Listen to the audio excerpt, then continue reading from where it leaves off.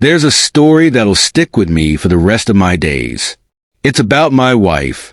She was a good woman, calm, never moody, always a steady presence in my life. Of course, I did my best to spoil her. After all, a good job meant there was room to indulge in little luxuries. We didn't have children, no pets, no real drain on our finances. Life was simple that way, and work kept me busy with occasional short business trips. It wasn't perfect, but it worked. The time apart, surprisingly, gave us both space, so we didn't start taking each other for granted or snapping at each other. It kept things peaceful between us. I always took pleasure in seeing her look her best. It was nothing extravagant. New clothes, fresh hairstyles, a little something for her nails, but it made her happy, and that was all that mattered to me. In return, her happiness made me feel content too. But there was something I didn't notice right away, or maybe I didn't want to, that gradually began to shift in our home. It started the moment I came home from a business trip. As soon as I stepped inside, something felt off. It wasn't huge, just a subtle difference. The hallway light seemed brighter, sharper, somehow crisper. I had grown so accustomed to the dim lighting in that space that the change was immediately noticeable. I asked her about it and she laughed, casually mentioning the new energy-efficient bulb she'd installed. It was a small thing, but she always had an eye for these kinds of upgrades. It didn't strike me as a big deal, except maybe my usual laissez-faire attitude toward money had softened over time. But I gave her credit for being thoughtful, and that was just the beginning. The next time I came home, I noticed something else. The crooked curtain rod that had hung in the living room, something we'd both grown fond of as it gave the place a quirky charm, was gone. The curtain was now hanging perfectly straight. In fact, she'd taken it down, had it reinstalled, and even tightened the screws. It looked better, too much better, in fact. The change felt minor, but it marked the first moment I started to feel a sense of unease. As I moved around the apartment, half expecting to find more little surprises, I wasn't disappointed. The bathroom faucet, which had always dripped slightly, was now perfectly tight, no hint of a leak. In the kitchen, I noticed the old, yellowing outlet had been replaced with a fresh, pristine white one. Small things, but they were starting to add up. At first, I didn't say much. She laughed them off like it was no big deal. But slowly, it became harder to ignore. It wasn't the changes themselves, but the accumulation of them that started to unsettle me. These weren't the usual marks of time or wear. They were deliberate, almost too deliberate. I mentioned the faucet to her a couple of times, but she waved it off with a smile. Then one day, I walked into the living room and saw her smiling to herself, as if she were in on some secret. "I called someone," she said, nonchalantly. "A handyman." I didn't quite know what to say. "You called someone?" I repeated, a little surprised. She just grinned. "Oh, yes.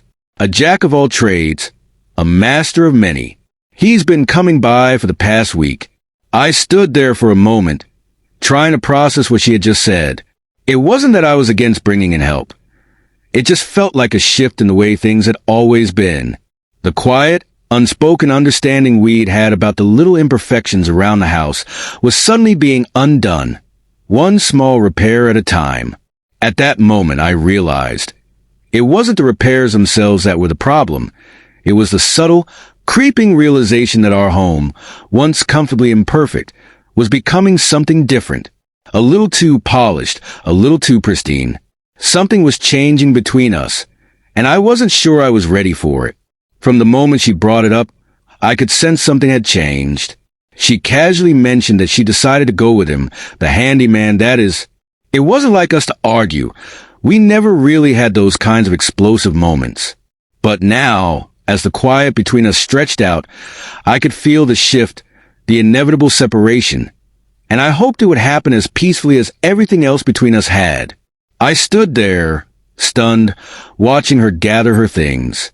She moved around the room with a calm efficiency, but I was frozen, speechless. I didn't know what to say or do, so I just watched her in silence. Let me give you some context here. I grew up with a father who didn't exactly teach me the ropes when it came to repairs. Plumbing, electrical work, I hadn't the slightest clue. But I wasn't the type to sit back and let life pass me by. I was smart, ambitious, and climbed the career ladder quickly. I made enough to pay for the things I couldn't handle myself around the house, things I didn't care to learn. It was a relief, honestly, and I always thought it was an advantage, especially in the eyes of women, my wife included. It made things easier for both of us, or so I thought. So when this situation blindsided me, I didn't let it shake me enough to stop her. What was the point? What could I possibly change at this stage? I helped her pack her bags, even handed her some money for the trip. I figured I was smart enough not to dig into the details. If things were made up, what difference did it make? Honestly, I didn't want to know. I had my work, and I threw myself into it after she left, burying myself in the day-to-day grind. I wasn't too surprised when, for months later, she showed up at my door. In a strange way, I think I had been expecting it. I listened intently as she told me about her handyman, the man she'd chosen over me. He turned out to be exactly what she believed, a jack of all trades, someone who did everything himself. Around the house, at work, in life, everything was a DIY project. The guy had no real money, and what little he did have, he rationed carefully. Food was bought on a tight budget, and her once stylish clothes were now patched up with his own hands. But what really caught her off guard was when she craved sushi one night. Instead of treating her to a night out, this so-called handyman attempted to make a cheaper version at home. It turned out terribly. The whole situation felt small, cramped, and miserable. She grew frustrated. She complained about how small-minded men could be, and in her words, how much better I had been by comparison. I just sat there listening. She was painting me as a man she hadn't appreciated enough. How I'd been the one who could provide, who could make life comfortable, without compromising on the little luxuries. You were so much better, she said. I couldn't help but smile to myself. It wasn't pride, not really, but there was something quietly satisfying about hearing her speak that way.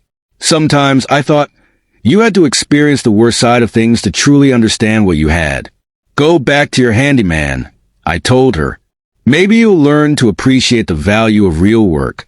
I wasn't gloating, but it was hard to deny that, in a way, she had learned her lesson, the hard way. We said our goodbyes, but the divorce papers were already at court. I wasn't about to take them back. There was no going back for us, and I'd moved on.